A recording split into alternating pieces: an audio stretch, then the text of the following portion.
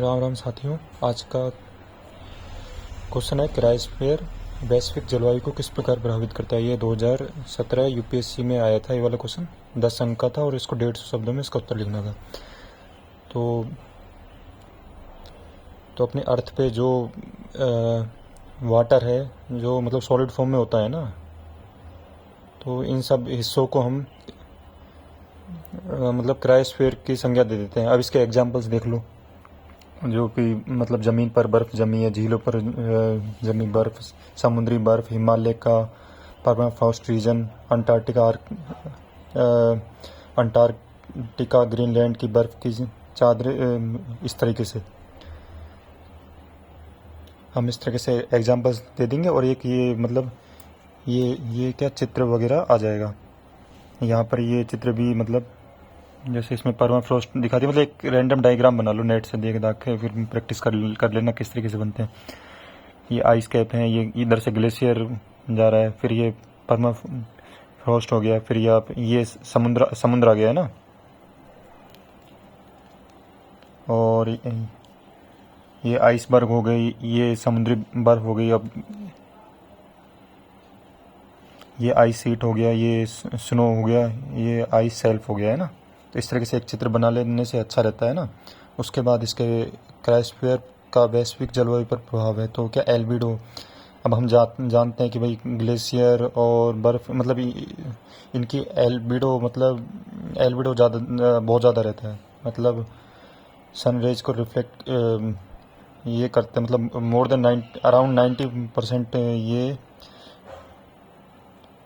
Sun rays को मतलब reflect कर देते हैं। इससे मतलब ग्लोबल वार्मिंग नहीं होती, टेम्परेचर इंक्रीज नहीं होगा। जब सन की रेज मतलब रिफ्लेक्ट बैक हो जाएंगी तो फिर टेम्परेचर डिक्रीज मतलब इंक्रीज नहीं होने देंगी। और दूसरा इनमें क्या, जैसे मीथेन वगैरह का CO2 वगैरह इनके अंदर दबी रहती हैं, लेकिन यदि ये पिघल जाएं, लेकिन ये मेल्ट हो जाएंगी तो फिर ये मतलब गैसें बाहर आ जाएंगी। तो जैसे ग्लोबल वार्मिंग गैसें हैं, तो इनसे फिर मतलब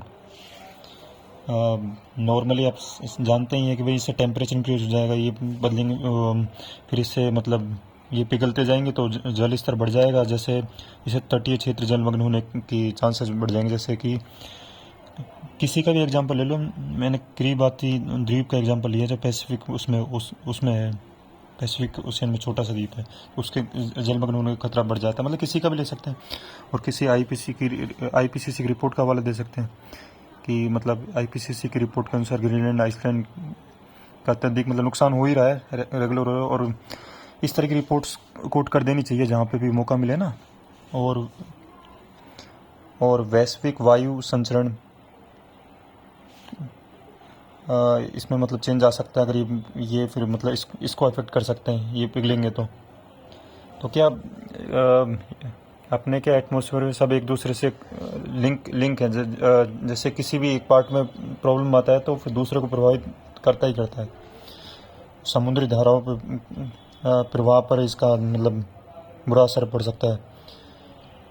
जैसे कि हम जानते ही हैं ध्रुवीय क्षेत्र हैं, पोलर रीजन्स हैं, तो वहाँ पे वाटर डेंसिटी हाई होती है, तो मतलब वाटर सिंक करता है, कोल्ड वाटर उसके साथ साल्ट को भी सिंक हो जाते हैं और थर्मोक्लाइन सर्कुलेशन बन जाता है यहाँ से, है ना।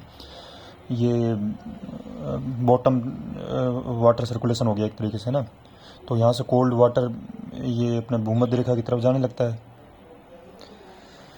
और वहीं भूमध्य रेखा से ध्रुव की ओर ऊपरी मतलब सतही जल जाता है। इस तरीके से एक लूप का निर्माण होता है, तो इसमें चेंजेस डिस्टर्ब हो सकता है ये ना।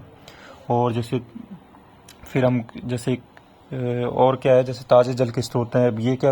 अब इसमें क्या ये ताज़े जल रहते हैं, स्वच्छ जल है ना। तो वही हिमालय की भी बात कर लेते हैं। जैसे हिमालय में जैसे सियाचिन हिंदुकुश है, तो वहाँ पे बहुत सारे ताज़े जल के स्रोत हैं। अब ये पिघल जाएंगे तो पहली बात तो ताज़े जल के स्रोत कम होंगे, घटेंगे। और दूसरा ये है कि जल स्तर बढ़ जाएगा, नदियों का जल स्तर, यहाँ से नदियाँ भी तो निकल रही हैं, तो उससे जहाँ से फ्लो करेंगे वहाँ पे उन क्षेत्रों में बाढ़ आने की चांसेस बढ़ जाएंगे। इसका यहाँ पे एक मैप है, ये मैंने नेट से देखा था। तो मतलब यहाँ पे ब्लैक कार्बन जम रहा है ना, कि कोई रिसर्च आर्टिकल में छपा था, मैं देख रहा था इसका। ब्लैक कार्बन के चलते यहाँ पे मेल्ट ज़्यादा हो रहे हैं ये, और ये एक ऑब्वियस बात है, उपजाऊ तटीय क्षेत्रों का विनाश होता है इनसे। आर्थिक सामाजिक नुकसान भी लिख सकते हैं अपन, जैसे मतलब यहाँ पे लोगों का अलास्का क्षेत्र में यहाँ पे ये परमाफ्रॉस्ट पिघला, तो फिर वहाँ पे इंफ्रास्ट्रक्चर रिलेटेड नुकसान देखने को मिले, तो इससे लोकल कम्युनिटीज़ का विस्थापन हो गया, माइग्रेशन हो गया है ना, कहीं अन्यत्र चले जाते हैं। फिर ये है कि माइक्रो ऑर्गेनिज्म है और अदर ऑर्गेनिज्म है, उन पर नुकसान हो सकता है, मतलब उनको हार्मफुल हो सकता है। जैसे हम इसमें माइक्रो पैलियोंटोलॉजी में हम देखते हैं कि ये स्टडी करते हैं, जैसे फोरामिनीफेरा, प्लैंक्टिक रहे, बेंथिक रहेगा, जो भी कुछ रहा तो उनको अफेक्ट करता है। जैसे अब क्या, जैसे फॉर एग्जांपल ठंडा वाटर जाएगा तो वो अगर कोई कोल्ड वाटर स्पीसीज रही तो उस वहाँ का मतलब सी टेम्परेचर चेंज हो जाएगा ना, तो कुछ भी चेंजेस आता है सी में, तो वहाँ की स्पीसीज पे बुरा प्रभाव पड़ता है, तो उनका मतलब क्या कहते हैं उनको, मतलब विनाश का खतरा बढ़ जाता है। इस तरीके से हम लिख सकते हैं और निष्कर्ष हम दे देंगे आइडिया से। हालांकि ये वैश्विक का पूछा है, लेकिन फिर भी कुछ कहीं ना कहीं स्कोप इंडिया का भी दे सकते हैं, मतलब जो भी कोई क्वेश्चन के अकॉर्डिंग हम एक निष्कर्ष देने की कोशिश करते हैं। SDG गोल 13, 14, 15 प्रभावित होते हैं, या इस तरीके से मतलब आंसर लिख सकते हैं। तो 150 शब्दों में इस तरीके से लिखना होता है, और भी बेहतर कर सकते हैं। मोटा मोटी इस तरीके से आंसर देना होता है यूपीएससी में इस क्वेश्चन का।